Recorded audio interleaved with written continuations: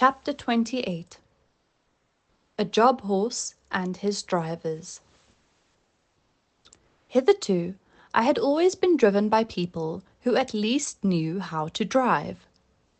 But in this place, I was to get my experience of all the different kinds of bad and ignorant driving to which we horses are subjected. For I was a job horse, and was let out to all sorts of people who wished to hire me.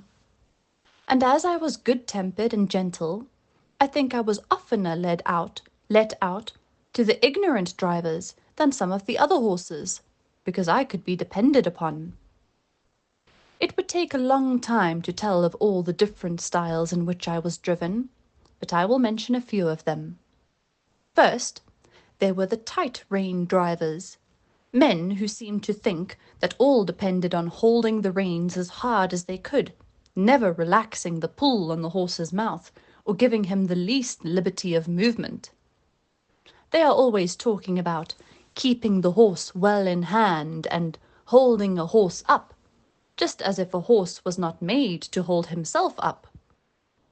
Some poor broken-down horses, whose mouths have been made hard and insensible by just such drivers as these, may perhaps find some support in it. But for a horse who can depend upon his own legs, and who has a tender mouth, and is easily guided, it is not only tormenting, but it is stupid. Then there are the loose-rein drivers, who let the reins lie easily on our backs, and their own hand rest lazily on their knees. Of course, such gentlemen have no control over a horse, if anything happens suddenly. If a horse shies, or starts, or stumbles, they are nowhere, and cannot help the horse or themselves till the mischief is done. Of course, for myself, I had no objection to it, as I was not in the habit either of starting or stumbling, and had only been used to depend on my driver for guidance and encouragement. Still, one likes to feel the rein a little in going downhill, and likes to know that one's driver is not gone to sleep.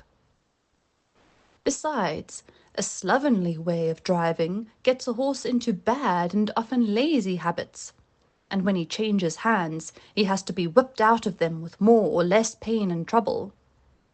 Squire Gordon always kept us to our best paces and our best manners.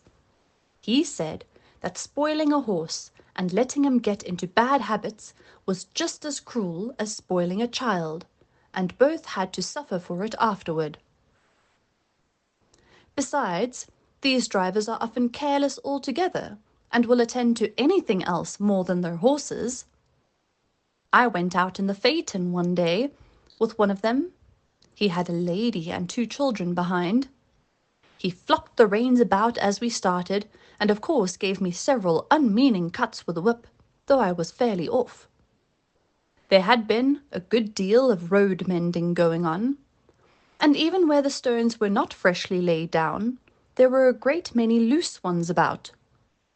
My driver was laughing and joking with the lady and the children, and talking about the country to the right and the left, but he never thought it worth while to keep an eye on his horse, or to drive on the smoothest parts of the road, and so it easily happened that I got a stone in one of my 4 feet.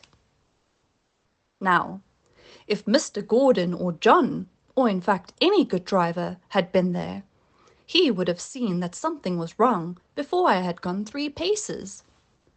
Or, even if it had been dark, a practised hand would have felt by the rein that there was something wrong in the step, and they would have got down and picked out the stone.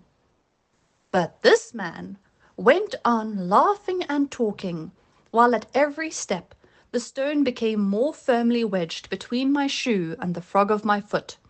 The stone was sharp on the inside and round on the outside, which, as everyone knows, is the most dangerous kind that a horse can pick up, at the same time cutting his foot and making him most liable to stumble and fall.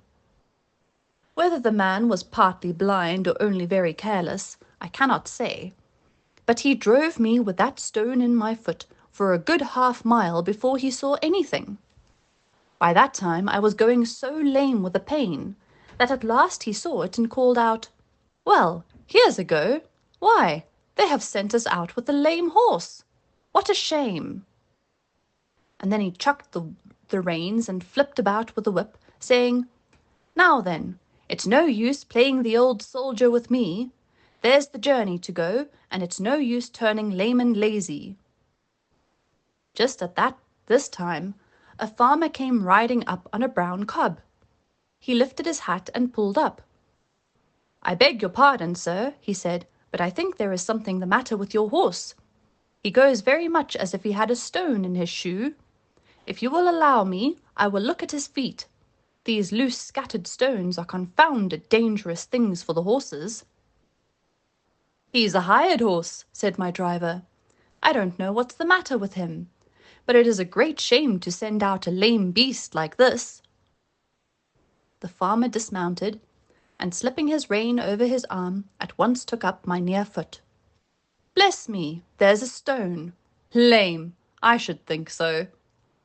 At first he tried to dislodge it with his hand, but as it was now very tightly wedged, he drew a stone pick out of his pocket, and very carefully, and with some trouble, got it out. Then, holding it up, he said, "There, that's the stone your horse had picked up. It is a wonder he did not fall down and break his knees into the bargain." "Well, to be sure," said the driver, "that is a queer thing. I never knew that horses picked up stones before." "Didn't you?" said the farmer, rather contemptuously.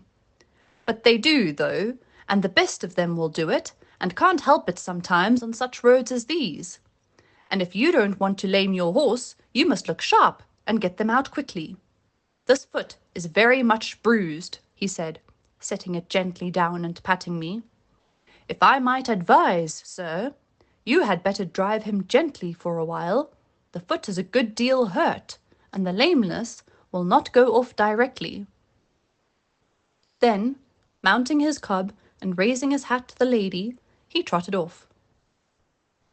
When he was gone, my driver began to flop the reins about and whip the harness, by which I understood that I was to go on, which of course I did, glad that the stone was gone, but still in a good deal of pain. This was the sort of experience we job horses often came in for.